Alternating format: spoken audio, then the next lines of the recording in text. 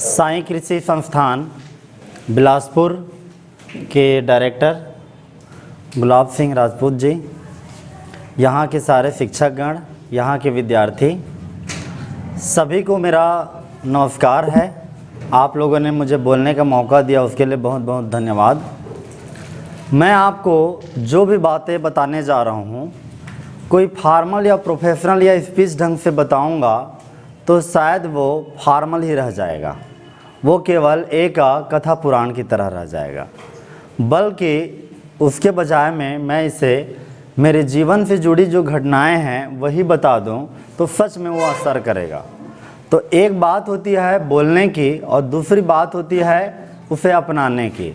मैं बिलीव करता हूं कि अपनाऊं उस चीज़ को जो मैं बोलूं, और इसलिए मैं कोई भाषण या प्रवचन देने के बजाय मैं कोशिश करूंगा कि अपनी जीवन की जो लाइन है, जहां मैं जिस तरह से मैं चढ़ा अपनी कैरियर में, वही बताऊं तो वही बहुत इनफ हो जाएगा आपके लिए।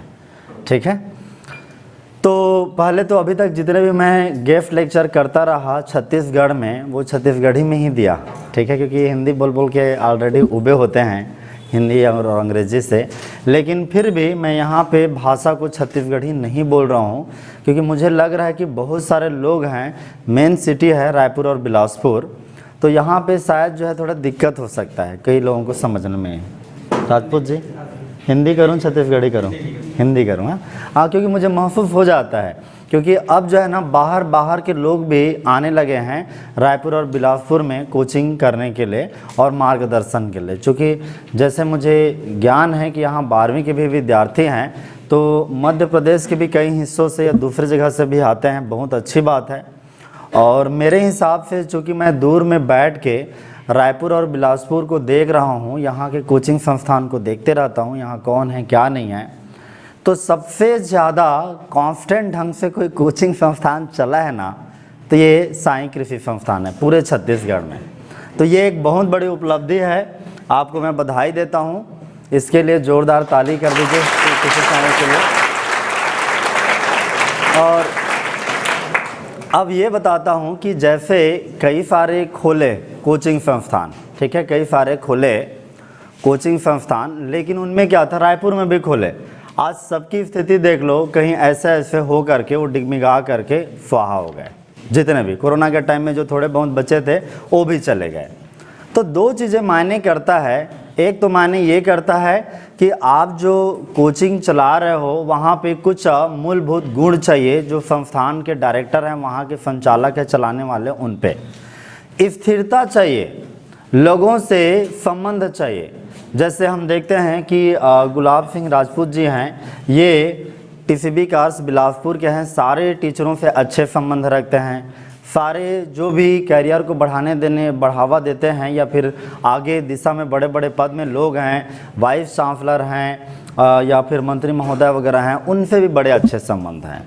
तो अच्छे संबंध बनाना, व्यवहारिकता से चलना, इनकी वजह से ये जितनी भी कामयाबी हासिल किए हैं वो कर पाते हैं। और आप देख लेना, मैं जो अभी तक जो कभी भी किसी इंस्टीट्यूट में जाता हूँ, ज़्यादा हवाबाजी तो नहीं करता, लेकिन जो भी बोलता हूँ सार्थक शब्द बोलता हूँ और वो लगभग सत्य होते हैं। आप देखना, कम से कम इस बात से आपकी संतुष्टि होगी कि 3-4 साल और होने दीजिए। अभी ये बिलासपुर में इन्होंने एक तरह से अपना जगह बनाया। अब आप रायपुर में भी देखोगे कि एकमात्र एक संस्था को जो बड़े हाईलाइट में जानेंगे ना, वो साईं कृषि संस्थान ही होगा। और आपको एक प्राइड फील होगा, यार हम छत्तीसगढ़ के सबसे बड़े कोचिंग संस्थान में ही पढ़े हैं। अभी भी आप देखोगे, रायपुर में भी देखोगे या बिलासपुर में भी देखोगे तो यही बड़ा है। लेकिन ओवरऑल भी आप थोड़ी 3-4 साल के बाद में जब कॉलेज चले जाओगे, मेसी चले जाओगे, तो सबसे बड़ा संस्थान यही दिखेगा। और ये कारण ये है, ये स्टेबल चलते हैं, व्यवहारिकता में भी ज़्यादा हाइपर दिखावा भी नहीं करते चीज़ों को लेकर के, और बाकी सारे लोग ना दिखावे में चले गए। तो इसलिए थोड़ा सा मेन जो आपको बताना था वो है कि कभी भी आप कैरियर में आगे बढ़ते हो तो व्यवहारिकता और सटीकता और ईमानदारी ज़रूरी है। ठीक है, जो आपके शिक्षक महोदय हैं, डायरेक्टर संस्थान के, उनमें ये दिखता है। दूसरी बात यह है, मैं हमेशा इस चीज़ के पक्षधर हूँ, किस चीज़ के, कि देखिए, जब मैं पहले थोड़ी सी अपनी इंट्रोडक्शन बता देता हूँ। मेरा नाम रूप सिंह मैत्री है। मैं यहीं छत्तीसगढ़ के रायगढ़ की तरफ का रहने वाला हूँ। जांजगीर ज़िला पड़ता है बट रायगढ़ के पास में मेरा घर है। यहीं बिलासपुर से मैंने कॉलेज की, Thakur Chhedilal barrister college of agriculture and research station से। कल हमारा रीयूनियन था, 2007 से हम लोग यहाँ से पास आउट हैं, तो सारे बैच ने मिलने का प्लान किया, तो उसी सिलसिले में मैं यहाँ पे आया था। हमारे 2007 के जितने भी पास आउट हैं वो सारे यहाँ पे हम आए थे। मैंने शुरू में एग्जैक्ट जगह बताऊँ कोई होगा उधर का, तो छत्तीसगढ़ का ज़िला है जांजगीर। अब हमारा जो अभी ब्लॉक पड़ता है डबरा ब्लॉक को हमें बेसिकली, ठीक है। तो खुश रहें। उधर से हैं क्या आप? Okay good. तो डबरा ब्लॉक के पास में गांव है पुरेना बूढ़ा, वहाँ से रहने वाला हूँ बेसिकली। वहीं के आसपास से स्कूलिंग की सरकारी कॉलेज से वही सब चलता है मोस्टली, ठीक है। कोटमी जगह है, उस जगह में किरारी के आगे, वहाँ से मैंने स्कूलिंग की, सपोज से कुछ स्कूलिंग की, जवाली से कुछ स्कूलिंग की, और उसके बाद में मीडियम फैमिली का रहा हूँ, कोई बड़ा घर का या बड़ा फैसिलिटी वाला नहीं रहा हूँ। फिर पीसीबी यानी कि फिजिक्स केमिस्ट्री बायोलॉजी में 12वीं किया, और उस समय में ये 2003 की बात है, 2003 का। तो उस समय में ये था कि पहली बार ये जो 4 कॉलेज हैं, प्राइवेट कॉलेज तो थे ही नहीं, एक था केवल दुर्ग में, केवल एक था दुर्ग में। प्राइवेट कॉलेज केवल एक थे, और सरकारी कॉलेज में मेन कॉलेज रायपुर के बाद 2001 में 3 सब कैंपस बने थे, अंबिकापुर में, जगदलपुर में और बिलासपुर में, और एक रायपुर में हुआ करता था। 4 जगह था, कोई उसके बाद में कोई कॉलेज नहीं था। कई सारे अभी अब अलग अलग हो गया ना, कवर्धा वगैरह, जांजगीर हो गया, कुछ था ही नहीं। तो लकी ये था, मैं कोचिंग करने की मेरी कैपेसिटी थी नहीं, और घर वाले कराते भी नहीं उस दौर की, और घर वालों ने वैसे भी नहीं कराते, शहर भी निकाल के नहीं पढ़ा पाते वो। तो लकीली क्या हुआ कि मैं हमेशा पढ़ने में थोड़ा ठीक था, तो थोड़ा सा ना कैरियर बनाने के पीछे खूब भागता था।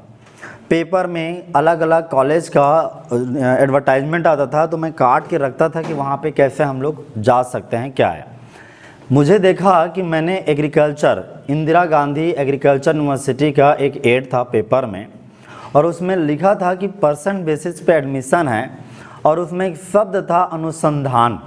ये जो ठाकुर छेदीलाल बैरिस्टर कॉलेज है, इसका भी आप देखोगे तो हिंदी में अनुसंधान एक शब्द दिखाई देगा, रिसर्च स्टेशन मतलब अनुसंधान केंद्र। तो वो एक फीलिंग लाई, और लकीली जो है ना परसेंट बेस था, कोचिंग भी नहीं कर पाता, तो परसेंट बेस था। मैंने अप्लाई किया। एडमिशन का जो दौर है वो भी काफ़ी कठिन रहा है कि बड़ी मुश्किल से इधर उधर करके एडमिशन हुआ था। परसेंटेज बढ़िया था, 85% था, और परसेंट बेसिस पे पहली बार एडमिशन हुआ था। उस समय में 2 बैच थे या 3 बैच थे, वो परसेंट बेसिस पे हुआ था। उसके बाद में वापस प्री एग्रीकल्चर टेस्ट जो होता है ना, PAT, वो होने लग गया था। हमारे पहले बैच वालों ने दिया था, हम तीसरे बैच थे कॉलेज के, और फिर इस तरह से हुआ। तो मैंने यहाँ इधर उधर करके फिर आए, फिर कॉलेज किए इसी बिलासपुर से। मेरा ज़्यादातर रहना यहाँ, तो हम आते थे बीच बीच में नेहरू प्लेस में, नेहरू चौक पे। ये जो सीपत चौक है ना, महामाया चौक बोलते हैं, इसी के आसपास में ही हमारा रहना होता था, और फिर उधर का कॉलेज। क्योंकि जो कोनी आप देख रहे हो ना, कोई डेवलप नहीं था। हमारा कॉलेज जहाँ पे है, यहाँ TCB कास का, वो लास्ट जोन था मान के चले। वहाँ पे एक टपरी था जहाँ पे चाय वाय पीते थे, और उसके बाद में उधर तक कुछ भी नहीं था। अब तो कितना, अभी हम गए थे कंट्री क्लब में, हम रुके थे, पार्टी था वहाँ, हमारा पूरा डेवलप हो रखा है हर चीज़ें, ठीक है। तो यहाँ के बाद में जब 4 साल कॉलेज हुआ, तो लास्ट में क्या था कि हम JRF एग्ज़ाम दिए। तो मुझे ध्यान है अभी भी कि मैं अपने जहाँ रहता था उस समय में, मैं ये सीपत रोड में अरविंद मार्ग का जगह है ना, अरविंद नगर एरिया, तो उधर पे मैं रूम लेके रहता था एक पांडे जी की फैमिली में। तो मैंने ना अपने घर की जगह में ना इंडियन एग्रीकल्चर रिसर्च इंस्टीट्यूट लिख रखा था सेकंड ईयर से। अब मतलब घर का, जैसे ये घर का एंट्री है ना, इस तरह से सामने में लिख रखा था कि यहाँ मुझे जाना है एंट्री करने के लिए सेकंड ईयर में। और उसके बाद में पढ़ते थे 4th ईयर आ गया।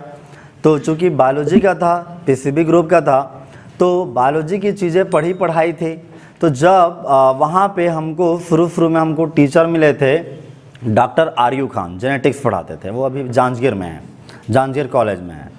तो वो इतना ज़बरदस्त इंट्रैक्शन बनाते थे पढ़ाने में कि मज़ा आ जाता था और जेनेटिक्स से फीलिंग आ जाते थे।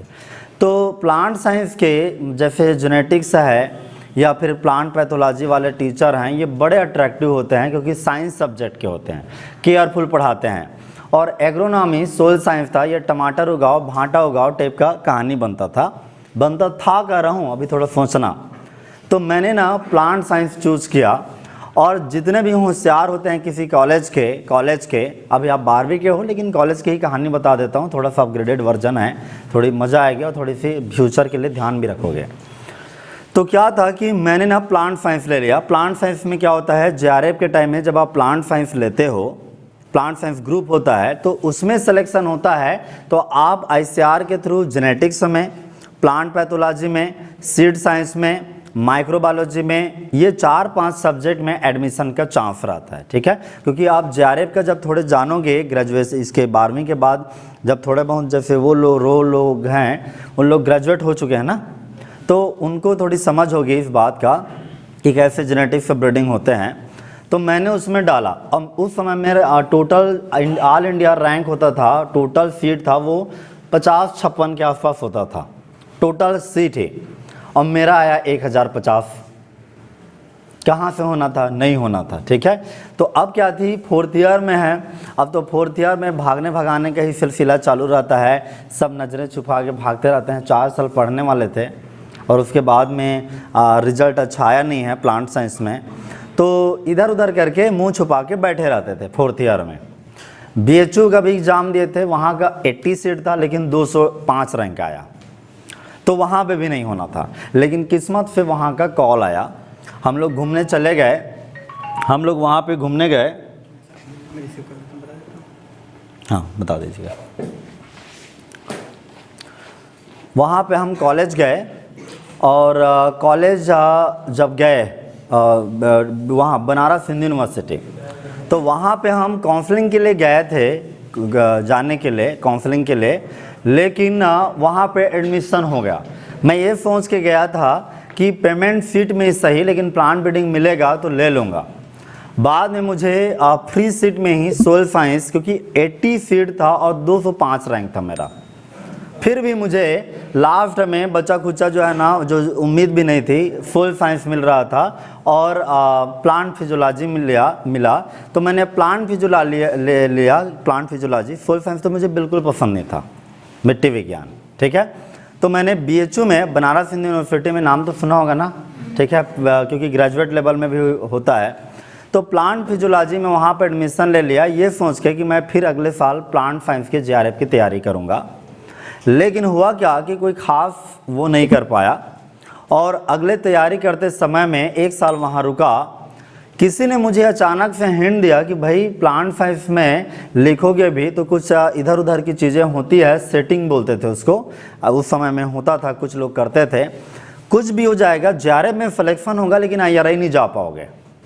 और बीएचयू में रहते रहते मैंने देखा कि सेकंड ईयर में मैंने आईआरआई लिख रखा था, लेकिन उसके हिसाब से 1% भी नहीं पढ़ते थे हम लोग, 1% भी। क्योंकि रियल में जेआरएफ क्रैकर, मैंने जो जेआरएफ क्रैक करके फेलोशिप ले रहा है वो बनारस हिंदू यूनिवर्सिटी में मेरा एक बैचमेट था, उसको देखा मैंने, एक नहीं थे कई सारे थे, उनको देखा मैंने।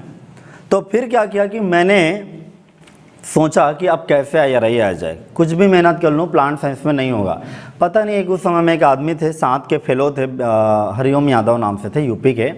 उन्होंने कहा कि इंडियन एग्रीकल्चर रिसर्च इंस्टीट्यूट यानी आईआरआई में एक ऐसा संस्थान, ऐसा सेंटर है, ऐसा डिपार्टमेंट है जिसके बारे में कुछ खास जानते नहीं।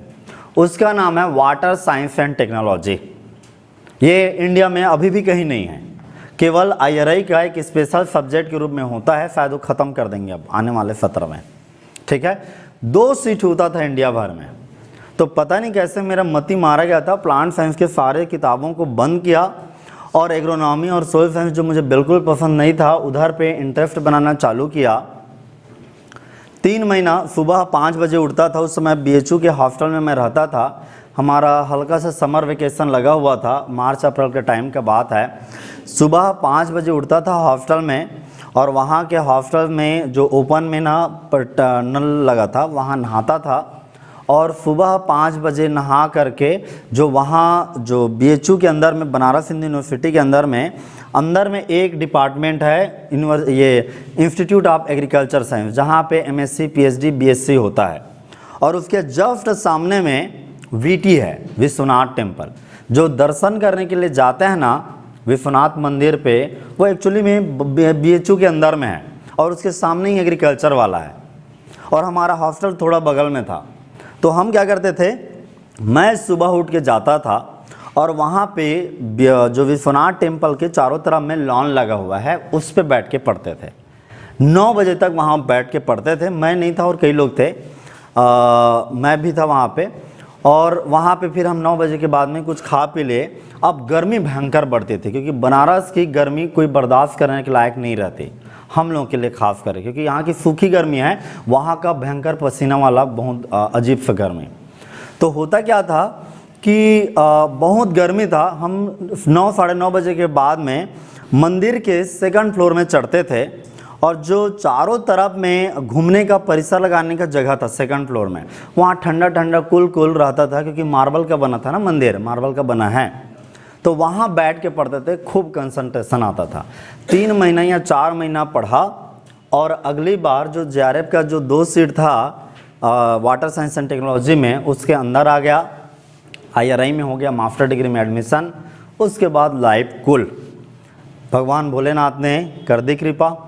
उसके बाद में लाइफ जो है ना कभी हेडेक फ्री रहा। जबकि हमने प्लांट साइंस या दूसरे सब्जेक्ट में देखे थे, उनको थोड़ा सा कठिनाई में पढ़ते देखा था। तो वहाँ जब BHU का 1 साल जो मैंने काटा और उसके बाद में IRI की जर्नी बनी, उसके बाद में वहीं पे मैं तैयारी करते करते ARS एग्ज़ाम लिखा। ARS एग्ज़ाम का फुल फॉर्म होता है एग्रीकल्चर रिसर्च सर्विस एग्ज़ाम, और उसके माध्यम से मैं direct Indian council of agriculture research के लिए, जो एग्रीकल्चर साइंटिस्ट रिक्रूटमेंट बोर्ड है, थोड़ा समझा देता हूँ इसको। देखिए IRI में हमारा जो अभी संस्थान है वो IRI, जिसका नाम सुने हो ना, IRI ICR, उसके मेन ऑफिस के सामने है, ठीक है। और जो वहाँ पे 3 बिल्डिंग है, वो तीनों को नाम को ध्यान रखना, परीक्षा में भी आता है। एक का नाम है Indian council of agriculture research. Indian council of agriculture research है, ये 1928, ठीक है। 1928 में एक कमीशन बना था, रॉयल कमीशन ऑन एग्रीकल्चर, जिसको उस समय के जो ब्रिटिश शासक थे उन्होंने कहा था कि एग्रीकल्चर की दिशा में कुछ सुधार कार्यक्रम हो तो कुछ संस्था बनाइए। तो उन्होंने रॉयल कमीशन ऑन एग्रीकल्चर ने सजेस्ट किया था कि आप ऐसा कोई रिसर्च सोसाइटी बनाइए। और 15 जुलाई 1929 को Indian council of agriculture research का स्थापना हुआ। लेकिन उस समय इंडियन की जगह में इम्पेरियल था, क्योंकि ब्रिटिश का टाइम था, तो इम्पेरियल एग्रीकल्चर रिसर्च इंस्टीट्यूट के नाम से था। और उस जगह का वो उस समय जब बना था, तो जैसे अभी एक सोसाइटी या NGO अगर कुछ बनते हैं तो आपको ब्लॉक लेवल में जाके फॉर्म भर के रजिस्ट्रेशन करवाना पड़ता है। पता है किस कानून के तहत रजिस्टर करवाते हैं किसी सोसाइटी को? सोसाइटी रजिस्ट्रेशन एक्ट 1850, उसके तहत कोई भी संस्था को रजिस्टर करवाते हैं। उसी के तहत ICR भी रजिस्टर हुआ और एक ऑटोनॉमस संस्था के रूप में वो बना। अभी भी वो ICR का गवर्नमेंट का पार्ट नहीं हुआ करता था, एक सोसाइटी था NGO टाइप का। अब तो गवर्नमेंट ने अपने साथ जोड़ लिया, अपना पार्ट कहता है। तो इस तरह से ICR बना। और ये ICR कोई पढ़ाने का संस्था नहीं है, ये केवल और केवल पूरे कंट्री भर में जितने भी रिसर्च सेंटर इन्होंने खोले हैं उनको कंट्रोल करता है, गाइड करता है कि किस टॉपिक पे काम करना है, रिसर्च करना है, क्या खोजना है, क्या बनाना है। ये Indian council of agriculture research का कार्य है। और वहाँ पे कार्य करने वाले साइंटिस्ट जो फ्रेश रिक्रूट होते हैं उन्हें साइंटिस्ट कहते हैं, ICR साइंटिस्ट। लेकिन वो किस परीक्षा को पास होके निकलते हैं? तो उस परीक्षा का नाम है एग्रीकल्चर रिसर्च सर्विस, ARS। ये पहली बार एग्ज़ाम हुआ था 1975 में। 1975 में कई किताबों में कहते हैं कि परीक्षा 1973 में स्टार्ट हो गया था, पहली परीक्षा, ठीक है। और इस एग्ज़ाम को कराता कौन है? आईसीआर में नौकरी तो करेंगे, जैसे मैं साइंटिस्ट बना आरएस सर्विस, साइंटिस्ट भी कहते हैं और एग्रीकल्चर रिसर्च सर्विस भी कहते हैं। तो जो मैं बना वो परीक्षा कौन करवाया? उसका भी ऑफिस उसी आईसीआर के सामने में है। उसका नाम है एग्रीकल्चर साइंटिस्ट रिक्रूटमेंट बोर्ड, कृषि वैज्ञानिक चयन मंडल। कभी आप नई दिल्ली में आते हो आईसीआर के सामने में, तो आईसीआर का लोगो नहीं दिखाई देगा, पहले ही आपको दिखाई देगा बड़ा सा कृषि वैज्ञानिक चयन मंडल। ठीक है, तो वहाँ पे वही एग्ज़ाम लेता है। और उस एग्ज़ाम के बारे में आज नहीं तो कल जो है ना या एसआरबी के बारे में जान जाओगे। इसका भी स्थापना 1975 में हुआ था। तो ये एग्ज़ाम कराता है। अब उसी के बगल में पूरा बाउंड्री बहुत बड़ा एक यूनिवर्सिटी है, यूनिवर्सिटी कह लीजिए, उसका नाम है इंडियन एग्रीकल्चर रिसर्च इंस्टीट्यूट, भारतीय कृषि अनुसंधान संस्थान। वहाँ पे केवल एमएससी और पीएचडी होती है। वो Thakur Chhedilal barrister college of agriculture है ना, बिल्कुल इसी की तरह मात्र एक का कॉलेज है, यूनिवर्सिटी है, जो रिसर्च करता है और अनुसंधान करता है, रिसर्च और एजुकेशन करता है। तो यहाँ पे 3 चीज़ों के बारे में कभी कंफ्यूज मत होना। इंडियन एग्रीकल्चर रिसर्च इंस्टीट्यूट है IARI, ये वहाँ पे क्या है? एक संस्थान है जहाँ पे पढ़ाई होती है। और Indian council of agriculture research है, वो क्या करता है? रिसर्च को देखता है। और Indian council of agriculture research है जो काउंसिल है, उसका एक और ड्यूटी क्या हो गया है? JRF, SRF और ICAR UG का एग्ज़ाम कंडक्ट करना। जो अभी यहाँ पे 12वीं जो पढ़ रहे हैं, जो PCM ग्रुप के हैं, मैथ्स ग्रुप के हैं, बायोलॉजी ग्रुप के हैं और एग्रीकल्चर ग्रुप के हैं, तो ये सारे एलिजिबल हैं किसके लिए? BSc एग्रीकल्चर करने के लिए ICAR all India entrance examination in agriculture, पहले ये नाम था, अब उसका नाम क्या हो गया है? AIEE लिखते हैं जनरली, उसका फुल फॉर्म वो लोग अपने हिसाब से लिखते हैं all India entrance examination for admission, UG। तो UG के लिए आप लोग एलिजिबल हो, PG के लिए वो लोग एलिजिबल हैं, वो लोग देंगे। आप उसमें क्वालिफाई कर जाओगे तो BSc एग्रीकल्चर करोगे। कहाँ पे BSc एग्रीकल्चर करोगे? पूरे इंडिया भर में 71 स्टेट एग्रीकल्चर यूनिवर्सिटी हैं, 71, और उनके एफिलिएटेड कॉलेजेस जितने, जैसे हमारे उन 71 में एक है इंदिरा गांधी एग्रीकल्चर यूनिवर्सिटी रायपुर, और उनके सब कैंपसेस तो दुनिया भर के हो गए ना, अब तो देख रखा ना। ये 4 तो मेन कॉलेज था, अब कवर्धा में हो गया, जांजगीर में हो गया, अलग अलग भाटापारा में हो गया, बेमेतरा में हो गया, सब सरकारी कॉलेज भी तो बहुत हो गए ना।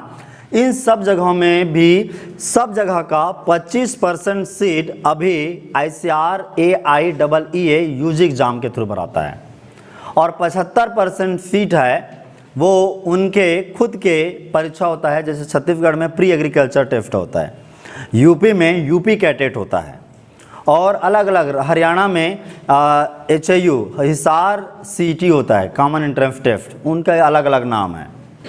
ठीक है, तो अब वो उस तरह का हो रहा है, इस तरह का एडमिशन का। JRF वालों के लिए क्या रहता है? जो MSc करना चाहते हैं, जो BSc कर चुके हैं, उनके लिए ICAR AIEE PG एग्ज़ाम होता है, पोस्ट ग्रेजुएट। उसको जो क्वालिफाई करते हैं तो वो क्या करते हैं? JRF का एग्ज़ाम है, वो उनको एक याद रखना फॉर्म भरते समय में कि आप जब वहाँ पे फॉर्म भरोगे तो 3 पहले ऑप्शन आएगा, ICAR UG, ICAR PG, और तीसरा आता है ICAR JRF SRF AIC, ऐसे आएगा।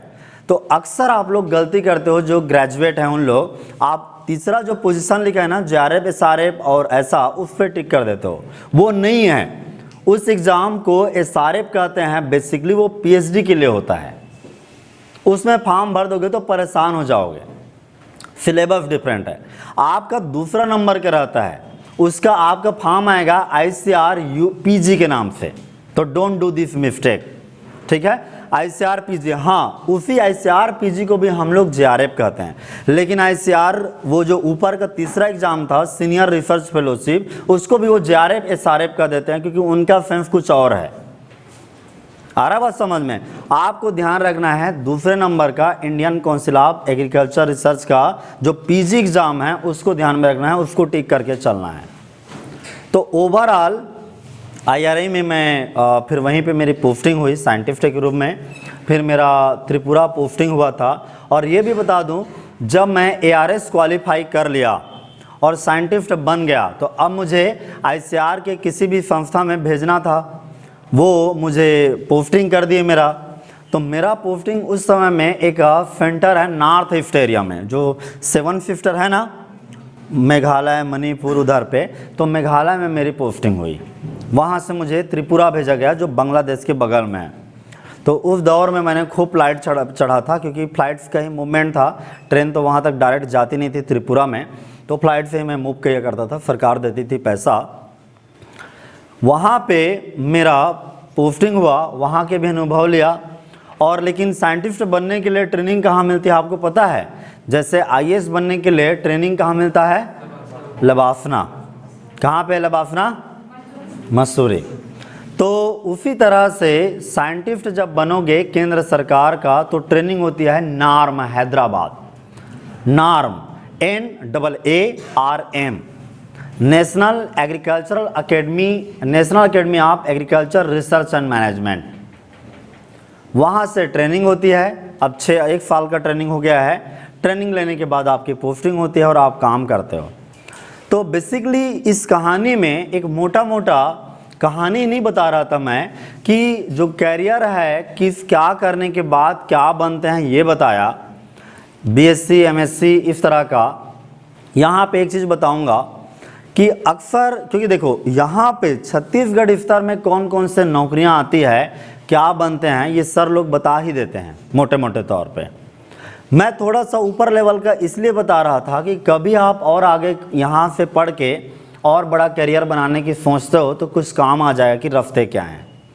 जैसे MSc करोगे अभी आप लोग, तो MSc करने के बाद में आपको 3 एग्ज़ाम जो मेन एग्ज़ाम है उनके बारे में बताता हूँ सेंटर का। वो एक तो जनरली लिखते हैं कि कोई PhD करना चाहता है तो SRF करेगा, ठीक है, और कोई नौकरी पाना चाहता है सीधा असिस्टेंट प्रोफेसर का। जैसे ये TCB कार्स में प्रोफेसर देखे हो ना, ये प्रोफेसर बनने के लिए मिनिमम आपके पास में जो सर्टिफिकेट होना चाहिए उसका नाम है नेट, नेशनल एलिजिबिलिटी टेस्ट। अब नेट एग्ज़ाम है वो UGC वाला जो सिस्टम होता है, जो प्लेन BSc करते हैं, हिस्ट्री ज्योग्राफी में करते हैं, वो वाला नेट अलग है। हमारा नेट कौन एग्ज़ाम कराता है? हमारा नेट का SRB ही, जो साइंटिस्ट की नौकरी के लिए ARS भी करवाता है, वही करवाता है। आ रहा है बात समझ में? नेट का एग्ज़ाम, नेट का एग्ज़ाम आप MSc करने के बाद क्वालिफाई करते हो तो आप कोई भी असिस्टेंट प्रोफेसर की नौकरी निकलेगी वहाँ पे अप्लाई कर सकते हो। तो ये ध्यान रखना कि किस तरफ में करियर आगे बढ़ती है। और अब एक और पोस्ट निकला है नया पिछले साल से, FTO सीनियर टेक्नीशियन ऑफिसर। तो इस पोस्ट में होता क्या है कि वहाँ जो भी MSc किए हैं कहीं से भी इंडिया भर से, उन लोग इसी SRB के सामने तीनों परीक्षा एक ही बार होता है। कौन कौन सा? ARS एग्ज़ाम का प्रीलिम परीक्षा और नेट का परीक्षा और FTO परीक्षा, सीनियर टेक्निकल का एक ही एग्ज़ाम होता है। उसी से ही आपको नौकरी भी देते हैं, उसी से असिस्टेंट प्रोफेसर के लिए एलिजिबिलिटी भी मिल जाती है, और उसी से ARS एग्ज़ाम जो साइंटिस्ट बनने का है उसका प्रारंभिक परीक्षा भी पूरा हो जाता है। तो ये तो उस जोन का है, ठीक है। अब जैसे यहाँ पे MSc वालों का एक और बता देता हूँ, लोग generally assistant director of agriculture का एग्ज़ाम होता है छत्तीसगढ़ का, वो भी अप्लाई कर लेते हैं। ADO के लिए भी कभी कभी थोड़े से MSc क्वालिफिकेशन कर देते हैं, कई जगह में नहीं है, हरियाणा में नहीं है। हरियाणा में ADO बनने के लिए केवल ग्रेजुएट चाहिए। तो ये रहा बड़े कैरियर के बारे में। अब जहाँ तक बात है छत्तीसगढ़ का 12वीं के बाद या कॉलेज के बाद, अभी क्या है, अभी तो मिनिमम जो 12वीं के हैं वो उनका मेन टारगेट रहता है कि PAT निकाल के, PAT एग्ज़ाम क्वालिफाई करके आप ग्रेजुएशन करो किसी भी कॉलेज में, अच्छे कॉलेज में, यही है ना ऑब्जेक्टिव। वो करो। ग्रेजुएशन के बाद में छत्तीसगढ़ स्तर का एग्ज़ाम होता है, REO है, उसके बाद RHEO है, सब फुल फॉर्म वगैरह जानते होंगे। यहाँ का एग्ज़ाम है, सर लोग आए दिन डिस्कशन करते होंगे, ठीक है।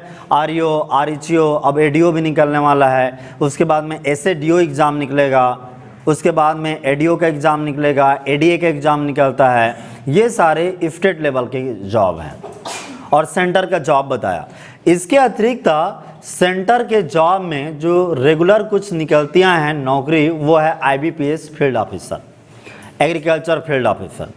ग्रेजुएट के मैक्सिमम स्टूडेंट अट्रैक्ट होते हैं इस बैंक का जॉब। एग्रीकल्चर फील्ड ऑफिसर, किसानों को लोन देने के लिए हर बैंक वाले एक एग्रीकल्चर एक्सपर्ट रखते हैं, उसका नाम बोलते हैं एग्रीकल्चर फील्ड ऑफिसर।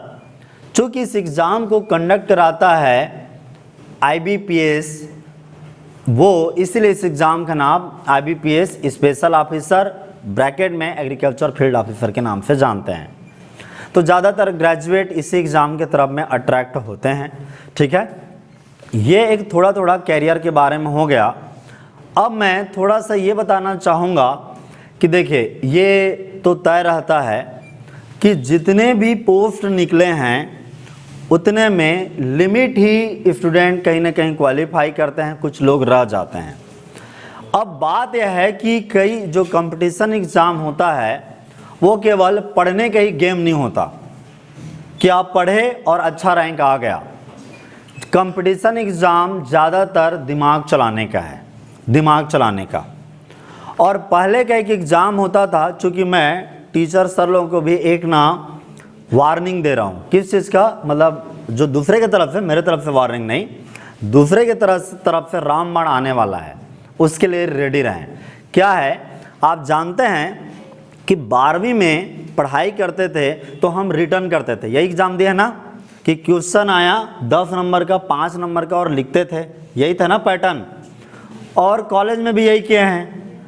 अब क्या हो रहा है, कंपटीशन एग्ज़ाम में उतरते थे तो यहाँ बहुत बारीक से पढ़ना होता था, और बारीक से पढ़ने के बाद में आपको ऑब्जेक्टिव की पढ़ाई बहुत ही सेलेक्टिव ढंग से करना होता था। यही था ना सिस्टम, यही है ना सिस्टम। एकदम छांट छांट के एक एक पॉइंट को पढ़ना पड़ता है। और जिसने बुक से या किसी भी नोट से जो सर्कल करके मेन पॉइंट को, जैसे ईयर को स्पेसिफिक याद रख लिए, रॉयल कमीशन ने 15 जुलाई 1929 को इस्टेब्लिश करने की बात कही थी इसका ICR का, तो ICR की स्थापना 15 जुलाई को हुआ। ये ऐसा स्पेसिफिक मार्क करना पड़ता है। ये था कंपटीशन एग्ज़ाम का। लेकिन अब उल्टा हो गया है, जब से ICR का एग्ज़ाम NTA लिया है, नेशनल टेस्टिंग एजेंसी, ICR पूरा रेगुलेशन करता है और एग्ज़ाम कौन कंडक्ट करके देता है? NTA। अब तो सब एग्ज़ाम वही कर रहा है, नीट का है, सबका है, तो वो उसके बारे में जानना जरूरी है। तो नीट NTA है, वो एक स्पेशल एक्टिविटी कर रहा है, वो जानना बहुत ज़रूरी है। क्या एक्टिविटी कर रहा है वो? कि आप पहले समरी में हर चीज़ पढ़ते थे। कंपटीशन एग्ज़ाम वाले, चाहे आप लोग हो या ये लोग हैं, ये सारे समरी में वन लाइन मैचिंग टाइप का कर लिए और रगड़ लिए, काफ़ी हद तक काम बन जाता था। अब रह जाओगे धोखे में। 2 साल 2019 और 2020 के इस दौर में बेसिकली अभी जो चल रहा है वो क्या चल रहा है? वो ये चल रहा है कि अब आपको जो थ्योरी टाइप का पढ़ते थे ना 12वीं के टाइम में, उस टाइप का पढ़ना पड़ेगा। छांट के आपको बुकिश ढंग से पढ़ना पड़ेगा, क्योंकि अब कैसे आते हैं पैटर्न। 4 पैटर्न के बारे में बताता हूँ ऑब्जेक्टिव में। जो IAS का, सिविल सर्विस का ये पैटर्न था, वही पैटर्न NTA में घुसा दिया। चाहे आपके लिए हो, JRF SRF के लिए हो, चाहे इनके लिए हो जो 12वीं के AIEEE UJ के लिए। और मैं इस बात से इसलिए बात को ज़्यादा डिटेल में बता रहा हूँ, सर लोग भी इसके लिए चिंतित रहेंगे और तैयार हो जाएं पहले से, कि कभी भी जो आप तैयारी कर रहे हैं ना, ये जो छत्तीसगढ़ गवर्नमेंट है ये भी अडॉप्ट कर सकता है उसी पैटर्न को। तो अभी से आप पैटर्न को रेडी हो जाएंगे कि समरी के बजाय में थोड़ा डिटेलिंग पढ़ें, तो वो अभी से आपको काम आएगा, आप धोखे पे नहीं रहोगे आपकी तैयारी, ठीक है। इफ स्टेटमेंट में क्या, अभी के प्रश्न में क्या आता है, पहले के क्वेश्चन में सिंपल सा था, एक लाइन का क्वेश्चन, 4 ऑब्जेक्टिव, एक को टिक मारना है, यही सिस्टम था। अभी भी लगता ऐसा ही है, इसे क्या कहते थे, एमसीक्यू, मल्टीपल चॉइस क्वेश्चन, लेकिन अभी पैटर्न थोड़ा डिफरेंट हुआ है। कैसे हुआ है, एमसीक्यू ही आएगा, लेकिन पहले आईएएस की तरह कैसे आएगा कि एक तो ऐसा लिखेगा, इनमें से कौन सा करेक्ट है, ए ऐसा, बी ऐसे कहेगा, 1 this 1 2 this 1 3 this 1 4 this 1 5 this 1, और उसके बाद में लिखेगा A 1 and 2 is correct, B 2 and 3 is correct. You are getting my point, ऐसा देने लगा। एक पैटर्न ये हो गया। अभी दूसरा पैटर्न क्या हो रहा है, इफ स्टेटमेंट 1 दे देगा और इफ स्टेटमेंट 2, और 4 ऑप्शन देगा, दोनों करेक्ट हैं, दोनों गलत हैं, ए करेक्ट है, 1 करेक्ट है, 2 रॉन्ग है, 2 करेक्ट है, फर्स्ट रॉन्ग है। तो ये वाला पैटर्न आ गया, और पूरा स्टेटमेंट रहता है उसमें, पूरा स्टेटमेंट। अब इस तरह का आने लगा। अब एक सबसे और खतरनाक आया है, वो उसकी एंट्री है, एक तो मैचिंग जो आता था, उस मैचिंग को भी वहां पे ऑब्जेक्टिव टाइप का भर दिया, उसके लिए भी रेडी रहना है। और तीसरा एक पॉइंट ये है जो सबसे टफ है, वो है एसर्शन एंड रीजन। एसर्शन और रीजन जो चीज है, ये केवल और केवल पहले नीट में या जेई में कराया जाता था, अब वो आईसीआर के यूजी में भी घुस गया है भर के, और पीजी में भी घुस गया है। और इसकी जानकारी यहाँ पे आप लोगों को करानी इसलिए भी जरूरी है क्योंकि भैया कभी भी छत्तीसगढ़ सरकार है वो भी इसी पैटर्न में पेपर दे सकता है, कोई ठीक नहीं है। एसर्शन और रीजन में होता क्या है, एसर्शन और रीजन में मेन जो चीज होती है वो ये होता है कि 2 स्टेटमेंट ही हैं। वो पहला एसर्शन एक नॉर्मल स्टेटमेंट होता है, अब दूसरा जो स्टेटमेंट है वो होता क्या है, उसमें ये कहते हैं कि ये स्टेटमेंट सही है या गलत है, ये पहला चेक करो। और रीजन है वो सही भी निकल गया, लेकिन वो रीजन पहले वाले स्टेटमेंट का रीजन नहीं है तो गलत हो जाएगा। कभी वो प्रैक्टिस करा देंगे, आपके टीचर हैं वो, ठीक है, वो इसको भी आपको बता देंगे, लेकिन आप थोड़ा सा जो बदल रहा है माहौल, उस पर आपको तैयार होना है। और एक बात, जो एग्ज़ाम एनटीए लेता है वो अब आईसीआर वालों का, आईसीआर से भी अपना ज़्यादा रिश्ता नहीं रखता, वो उनसे भी पेपर नहीं लेता 100%। वो अपनी आदमी बिठा रखा है, भले ही बड़े बड़े एग्रीकल्चर के एक्सपर्ट ही होते हैं, लेकिन वो अपने भी आदमी बिठा रखे हैं पेपर बनाने के लिए। तो अब निष्पक्ष रूप से पेपर का एनालिसिस करके टीचर कुछ कॉर्नर को ज़्यादा हिट करेंगे, वो ज़्यादा मीनिंगफुल रहेगा।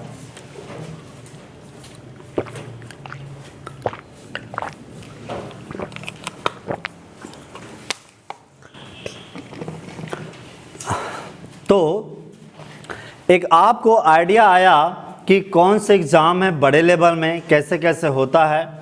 ग्रेजुएट हैं वो IBPS FAO के अतिरिक्त कई सारे और एग्ज़ाम हैं, लेकिन कभी आते हैं कभी नहीं आते। कौन कौन से हैं, एक नाबार्ड के एग्ज़ाम है, उसके भी असिस्टेंट मैनेजर के नाम से पोस्ट आता है, और इसके अतिरिक्त फूड कॉरपोरेशन ऑफ इंडिया का आता है, लेकिन ये कब बंद हो जाए ठीक नहीं है, FCI के एग्ज़ाम का। ये इसके अतिरिक्त आता है, अभी 1-2 आया था CWC का, सेंट्रल वेयर हाउस कमीशन का भी, नेशनल सीड कॉरपोरेशन, राष्ट्रीय बीज निगम का भी नौकरी का आता है पोस्ट सेंटर लेवल के। छत्तीसगढ़ गवर्नमेंट का तो मोटा मोटा पता चल जाता है कि कौन से नौकरियां आती है, सर लोग बता के चलते ही होंगे, ठीक है। तो देखिए, आपके पढ़ाई का तरीका जो कॉम्पिटिटिव एग्ज़ाम के लिए है, इसको स्मार्टनेस से बरतना पड़ेगा, बड़े स्मार्टनेस से। जो ग्रेजुएट लेवल में या स्कूल लेवल में जो पढ़ते थे वो तरीका को छोड़ना पड़ेगा। यहाँ शार्प ढंग से, चतुराई से आपको स्मार्ट ढंग से तैयारी करना पड़ता है, तभी आप जा कर के सफलता हाथ लगती है। और कैरियर के बारे में जितना भी है, आप गुलाब सिंह सर को बताना कि जो भी आपकी दिक्कतें हैं, कोई और बड़ा कैरियर बनना चाहते हैं, बनाना चाहते हैं, तो इनसे संपर्क करना। हम इनके माध्यम से जो भी आपको ऊपर में गाइड कर सकें, नेट के लेवल में, पीएचडी के लेवल में, वहाँ पे मदद करेंगे।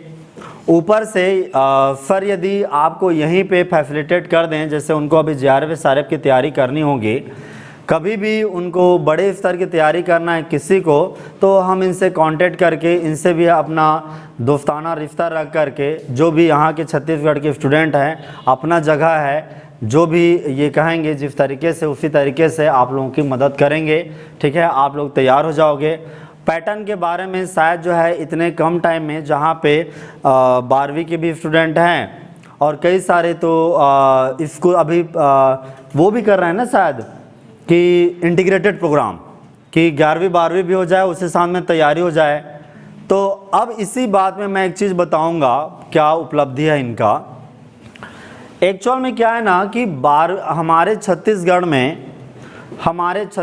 में धान की मेन खेती होती है। छत्तीसगढ़ का छोड़ दो, पूरे भारत भर की बात बताऊं, सरकारी डाटा के आधार पे 54% पॉपुलेशन एज पर सेंसस 2011 जो लेटेस्ट जनगणना है 2011, उसके डाटा के आधार पे 54% आबादी अभी भी कृषि पे आधारित कार्य करते हैं। जितने भी काम धंधा करते हैं ना, जो कर्मचारी वर्ग हैं, वो सारे उनका 54% अकेला एग्रीकल्चर में आता है। और उन पे आधारित जो माँ बाप हैं और बच्चे हैं आप लोग, उनको जोड़ दिया जाए तो टोटल 75% लोग एग्रीकल्चर पर डिपेंड है। लेकिन बड़ा दुर्भाग्य है, क्या चीज़ दुर्भाग्य है कि जो ज़्यादा होता है ना उसकी कभी कदर नहीं होती। आप हर चीज़, मेडिकल, इंजीनियरिंग, हर फील्ड का एजुकेशन बहुत आगे बढ़ गया था और एग्रीकल्चर का बिल्कुल नहीं बढ़ा था, अभी भी ढंग से नहीं बढ़ा है। जैसे आप जानते हैं एग्रीकल्चर का प्राथमिक इनपुट क्या होता है, जिसके बिना एग्रीकल्चर सोच ही नहीं सकते। क्या होता है? वो होता है वाटर। और वाटर साला सोयल साइंस के लिए भी एक यूनिवर्सिटी है, सॉरी एक डिपार्टमेंट होता है। एंटोमोलॉजी, इंसेक्ट के स्टडी के लिए भी एक वो रहता है ना एंटोमोलॉजी डिपार्टमेंट, पैथोलॉजी के लिए। लेकिन वाटर, जिसके बिना एग्रीकल्चर स्टार्ट ही नहीं होता, वो पूरे कहीं नहीं है। किसी भी यूनिवर्सिटी में जाओगे वाटर साइंस का डिपार्टमेंट नहीं होता। होना चाहिए, नहीं होना चाहिए। जब मिट्टी स्पेसिफिक के लिए आप है, वाटर को इरिगेशन की तरफ जोड़ दिया जाता है छोटा मोटा करके, और उसकी पढ़ाई नहीं होती।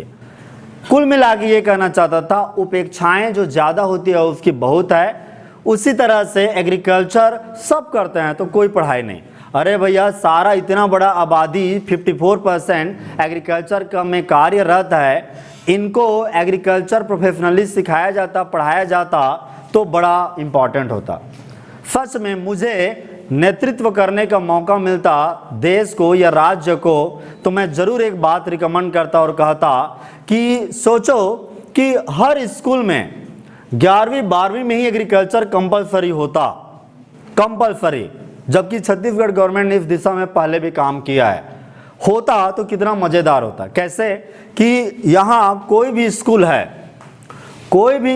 है, उसका क्या रहता कि उनको दिक्कत होती है, फिजिक्स का इंस्ट्रूमेंट के लिए पैसा नहीं आया है तो बच्चों को प्रैक्टिकल नहीं हो रहा है, नहीं होता ना, छोड़ देते हैं, फिजिक्स का कोई डिवाइस नहीं है। तो सोचो एग्रीकल्चर 11वीं 12वीं में होता और टीचर को प्रैक्टिकल का सामान चाहिए होता, तो जो पढ़ाने जा रहा है तो वहाँ पे धूल मिल गया तो धूल को उठा के ले आया और क्लास में बता दिया, this is the soil and this is the sand, this is the silt, this is the clay. वही प्रैक्टिकल सामान मिल गया। अरे चारा मिल गया तो उस वहीं पे this is called the weed, खरपतवार। और ये जो है ना, ये वाला वीड है साइनोडाइन डैक्टिलान है, दूब घास बोलते हैं, सरस्वती पूजा में चढ़ता है ये। तो प्रैक्टिकल का सामान ढेर सारे। कीड़ा मिल गया तो कीड़ा धर क्या है, ये इसका टांग है, ये ऐसा है, इसका माउथ पार्ट्स देखिए, फुल मजे में। और सोचो, जैसे बताता हूं कैसे होता देश की प्रगति। भारत का चावल का, राइस का average productivity 25 quintal per hectare है। 25 कुंटल, 1 हेक्टेयर से 25 कुंटल निकलता है। छत्तीसगढ़ का 20 कुंटल पर हेक्टेयर के आसपास है, छत्तीसगढ़ का एवरेज। और पंजाब हरियाणा का 50 कुंटल पर हेक्टेयर है। 50 कुंटल। तो देश का एवरेज इसलिए खराब हो जाता है प्रति कुंटल प्रोडक्शन, क्योंकि बहुत सारे राज्य का प्रोडक्टिविटी बहुत खराब है। अब एग्रीकल्चर, आप पहले से हर ग्रेजुएट स्कूल में ही एग्रीकल्चर पता है कि एग्रीकल्चर आप मिट्टी क्या है ये 11वीं 12वीं में जान जाते, और कॉलेज में सीधा मिट्टी के अंदर घुस जाते, this is the bacteria microbe ऐसे टाइप का, और एडवांस स्टडी करते। तो कहीं और एडवांस चीजमेंट होता, और हम जो है ना, जो किसान हैं गांव में, उनको और ज़्यादा साइंटिफिक खेती करवा पाते। जो प्रोडक्टिविटी है, उत्पादकता है, वो 25 कुंटल से हम 50 कुंटल कर देते, तो हमारे यहाँ के किसानों की भी उत्पादकता कई गुना बढ़ जाती। सेम टेक्नोलॉजी को बताते। अभी भी ना छुपा छुपा के एग्रीकल्चर कोई जादू है टाइप कर रखे हुए हैं। अब तो धीरे धीरे खुल रहा है, और स्कूल धीरे धीरे जगहों में 11वीं 12वीं में भी स्कूल होने लगा। इस दिशा में मैं सबसे ज़्यादा मोटिवेटेड हूँ, वो है गुलाब सिंह राजपूत से, क्योंकि उसने एक साइंस स्कूल खोला। कसम से कह रहा हूँ मैं, ये कोचिंग चलाना एक अलग बात होती है। बदनाम तो मैं इतना बड़ा साइंटिस्ट था, और पहली बार देश की राजधानी न्यू दिल्ली में, कैपिटल में, एक कोचिंग खोला, इंडियन ये एग्री कोचिंग दिल्ली के नाम से। तो मुझे कोचिंग वाला चिढ़ाते थे, थोड़ा अच्छा नहीं लगता था। ICAR का साइंटिस्ट हूँ, इज्जत है, सैलरी इतनी बड़ी है, और लोग कोचिंग वाला करके कहते थे। कई लोग उस समय मुझे क्या कहते थे मुझे कि ये प्राइवेट एग्रीकल्चर को भी प्राइवेटाइजेशन कर रहे हैं, उसका भी, एग्रीकल्चर को भी प्राइवेट दिशा में दे रहे हैं। मैं हमेशा ये कहता था, क्या कहता था कि भाई तुम बोलो जो बोलना है। मैं उनको, अपने कई लोग मिल जाते थे तो समझाता था, ये मेरा शरीर है, शरीर का एक पैर सही है, दूसरा पैर अधूरा है, तो मुझे क्या कहेंगे आदमी? लंगड़ा कहेगा, प्रॉपरली नहीं चल पा रहा है बोलेगा। एग्रीकल्चर बिल्कुल ऐसे हालात में है। सारे टैलेंट, सारे सिस्टम, सरकारी सिस्टम को पूरा डेवलप कर रखे है, सरकारी पैर को, उसका प्राइवेट सेक्टर है वो प्रॉपर डेवलप नहीं है। कोई कुछ भी कह ले, मैं इस बात को मानता हूं कि यदि दोनों डेवलप होते तो प्रॉपर चलता, कंपटीशन बराबर होता, कोई एक गलत करता तो दूसरा जो है बराबर सामने खड़ा रहता। हाँ, मैं ये भी नहीं कहता कि कंप्लीटली प्राइवेट ही रह जाए और सरकारी सिस्टम खत्म हो जाए, नो, दोनों होनी चाहिए पैरेलल। और इस कंट्री में, इस भारत देश में 2011-12 की बात है, या 2014 को ही ले लो, ज़्यादा दिन नहीं हुए ना, 2014 तक में जितना भी ये नाम आप कोचिंग वोचिंग का सुनते हो ना ऑनलाइन में, आप तो धतेरे है, कोई भी नहीं था। एकमात्र एकलौता कोचिंग संस्थान स्टार्ट किया था जो बड़े स्केल का, वो भारत, यहाँ पे न्यू दिल्ली पे मैंने किया। और वहाँ दिल्ली का भी पहला था दिल्ली का पहला कोचिंग संस्थान एग्री कोचिंग दिल्ली, और वो अभी भी पहला ही है, पहला एंड लास्ट है, कोई और नहीं है कोचिंग संस्थान। और दिल्ली में कोई एग्रीकल्चर कॉलेज भी नहीं। देश की राजधानी में, मैं अपनी बड़प्पन नहीं कर रहा हूँ, होना चाहिए था, नहीं होना चाहिए था क्या? जब नीट का, मेडिकल का, इंजीनियरिंग का कचरा है कोचिंग संस्थान, तो होना चाहिए था, नहीं होना चाहिए था। जब मैं उस समय में एग्री कोचिंग दिल्ली खुला, लोग कुछ कुछ बोलते रहे, मैं पढ़ाता रहा, मैं इस बात पे बिलीव करता रहा, किस बात पे, कि देखो कई लोग होते हैं ना प्राइवेट कॉलेज में पढ़ लेते हैं, लेकिन जो है शिक्षा का अधिकार सबको है, अच्छे टीचर से पढ़ने का अधिकार सबको है, कंपटीशन में बराबर भागीदारी होने का हिस्सा सबको है। कोचिंग संस्थान बहुतों को मौका देता है, यदि उनका बेस स्कोर खराब है लेकिन टैलेंट भरा हुआ है तो वो उनको निखार लेता है। तो बदनाम तो मुझे भी खुद किया, मेरी वजह से क्या हुआ पता है? आज के टाइम पे देखिए, इस भारत को पहले केवल करंट अफेयर आया करता था, इस भारत को पहला एग्रीकल्चर करंट अफेयर मेरे प्रकाशन और मैं ही पहला लेखक बना और मैंने दिया। 2016 में पहला कॉपी बना। अब तो मार्केट में कहीं कहीं कोई भी छाप देता है, आप लोग भी एग्रीकल्चर करंट अफेयर के नाम से पढ़ते हो, तो स्टार्ट मैंने करवाया। आज जितने भी भारत भर में इंटरनेट में कोचिंग संस्थान देखते हो, एग्री कोचिंग दिल्ली को हटा के कुछ भी भर देते हैं, वो कोई बात नहीं, सब लोगों ने अपना अपना किया, लेकिन भूचाल आया, क्रांति आई, एजुकेशन आया, आपको बताया गया, वो बड़ा इंपॉर्टेंट चीज़ था। और मैं इस चीज़ का बहुत ज़्यादा पक्षधर हूँ कि हर स्कूल में एग्रीकल्चर होनी चाहिए। और गुलाब सिंह राजपूत के लिए मेरा दिल से एक थैंक यू तो बनता है और ताली भी बजाऊंगा मैं, इसलिए कि एग्रीकल्चर स्कूल का कॉन्सेप्ट लाया, डेडिकेटेड एग्रीकल्चर स्कूल। और मैं डबरा में मैं खुद चाहता हूँ यहाँ आऊँ या ना आऊँ, एक एग्रीकल्चर स्कूल यहाँ पे मैं चलाऊंगा, डेडिकेटेड, कोई पढ़े या ना पढ़े लेकिन डेडिकेटेड। और इसके कॉन्सेप्ट के लिए मैं सच में कह रहा हूँ, डेडिकेटेड एग्रीकल्चर स्कूल के चलाने के लिए सबको ताली बजानी चाहिए, ये कॉन्सेप्ट लाने के लिए। यदि मुझे किसी वजह से चांस मिलता, ये बात कोचिंग की नहीं है, पैसे चलाने की बात नहीं होती है, ये कुछ क्रिएट करने की बात है। आप जानते हो कि भाई चीज़ें नहीं होती है। आज यहाँ पे कोई फंक्शन करना होता टीसीबी कार्स में, इस तरह के अच्छे संस्थान होते हैं, वो सपोर्ट करते हैं, उनको भी मोटिवेट करते हैं। ये रोजगार क्रिएटर में भी आते हैं। रोजगार क्रिएटर मतलब भाई लोगों को कुछ ऑप्शन देते हैं। ठीक है, लोग कोचिंग के नाम से कहते हैं, थोड़े से बैड इमेज बनाने की कोशिश करते हैं, वी डोंट माइंड, क्योंकि यदि आपका उद्देश्य नहीं तो सोच के देखो, चलो इनको पैसा चाहिए था, जो भी चाहिए था, सोच के देखो कि मैं साइंटिस्ट को नौकरी को असाइड करके बगल में रख के मैं ये काम किया कोचिंग का। अदरवाइज कोचिंग बदनाम इसलिए है क्योंकि ज़्यादातर कोचिंग क्या होते हैं, जो फेल हो गए हैं वही चलाते हैं। एग्रीकल्चर का ये सबसे लकी चीज़ है कि मैं ये दिल्ली में कोचिंग चलाता हूँ, सारे एग्ज़ाम क्वालिफाई किया हूँ, ये भी अपने बहुत सारे एग्ज़ाम क्वालिफाई किए हैं और तब जाके कहीं जाके इंस्टीट्यूट चलाते हैं। फेल्ड पर्सन नहीं है। ये एग्रीकल्चर की सबसे अच्छी किस्मत है कि इंस्टीट्यूट वो चला रहे हैं, खास करके इन दोनों संस्थान के इंस्टीट्यूट वो चला रहे हैं जो इस एग्ज़ाम को अच्छे से क्वालिफाई किए हैं। You are getting the point.